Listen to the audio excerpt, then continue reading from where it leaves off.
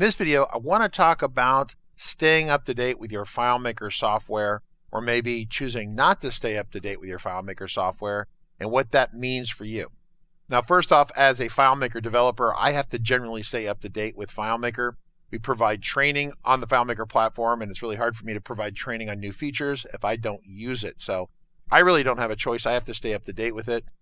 However, not everyone sees it that way, especially if you're used to the model of buying the software once and then never reinvesting in that software again. And I would tell you that's a very misleading concept or idea.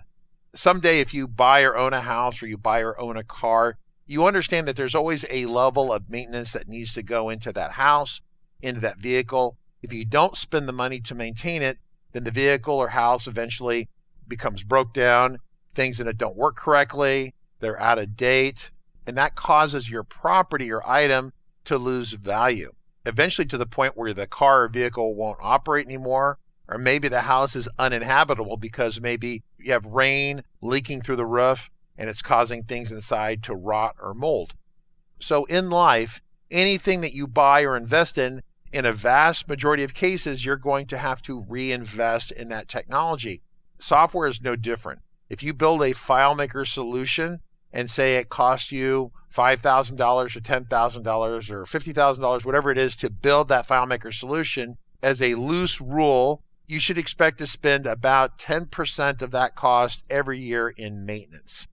And so, of course, you're asking yourself, well, what is this 10%? And how come no one told me about this? And what am I buying if I spend that 10%? Well, it's pretty straightforward.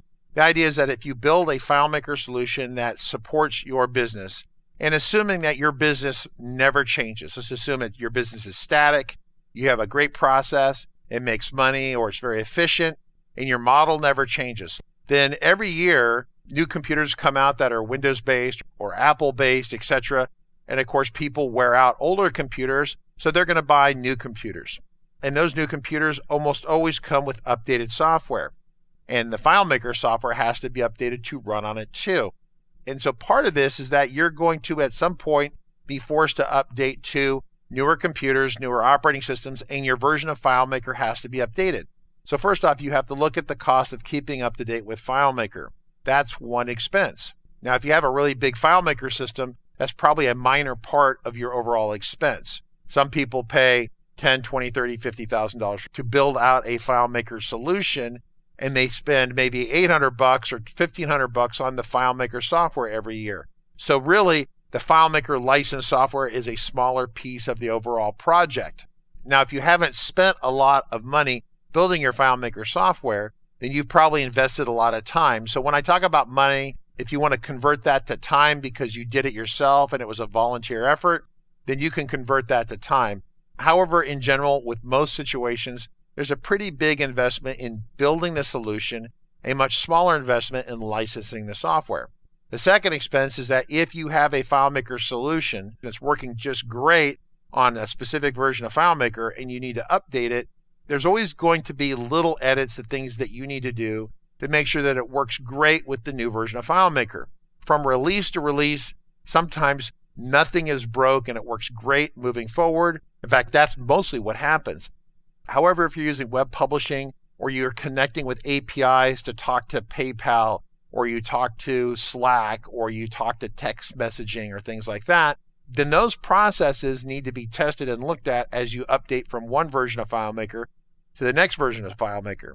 So if you're going to do that review yourself and fix that yourself when it breaks, then that's a time investment. If you're going to hire someone, then you're going to put money into that. So in summary with this, it's important to understand that computers wear out. You're going to need a new computer. Because you have a new computer, you'll have a new operating system. Because you have a new operating system, you need a new version of FileMaker. And then you're going to have to make sure your solution works with that new version of FileMaker. That's where that 10% per year comes in.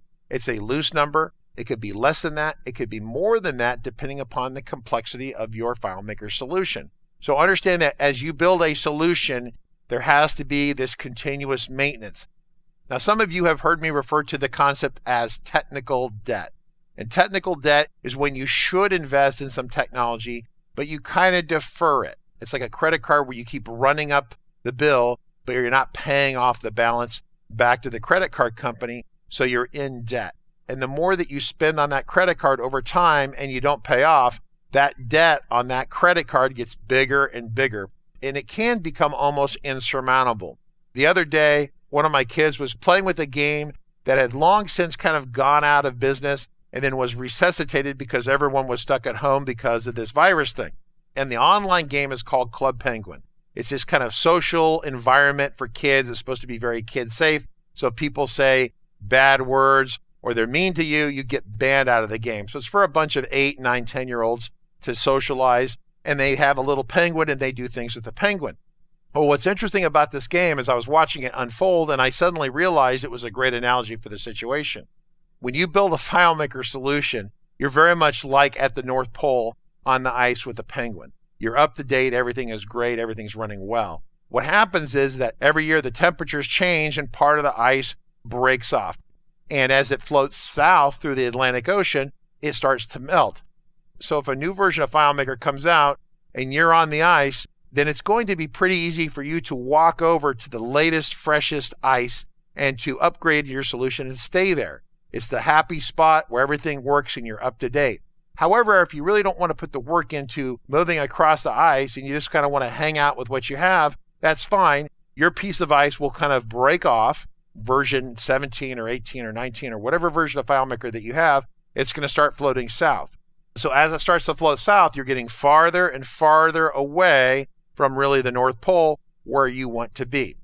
And so you're thinking, well, it's no big deal. I'm on the ice. It's great. I can see the main block of ice right there. If I want to swim there, it'll be easy. Now, if you wait another year or two, you're farther away. And if you want to swim back to the North Pole, it's going to be more work and more effort. And it starts to stress you out a little bit because you know in the back of your mind, you really should be there because you know someday that ice is going to be melted and you're not going to be standing on ice. You're going to be floating in the water. Now, you are a penguin. That's okay. But does a penguin really want to swim 2,000 miles to get back to the North Pole? That's a long swim. And so as it flows farther south and farther south, you're getting yourself into a situation where you're on version, say, 15 of FileMaker, and there's version 20. And basically, you have to jump 5 versions to bring your solution up to date. That will take more testing, more investigation, more bug fixing. And along the way, some of your processes may have broke. Maybe you were using PayPal. It doesn't work anymore. PayPal's still in business. FileMaker's still in business, but your software doesn't work anymore because it just quit working. And that's that reinvestment. So the swim back to the North Pole is your reinvestment. You don't want to do it if you don't have to, but if you do a little bit every year and you stay up to date with it, then you don't have this big, long, giant swim that you're going to have to perform. And that's really the analogy here. The more you put it off, the harder it will be down the road.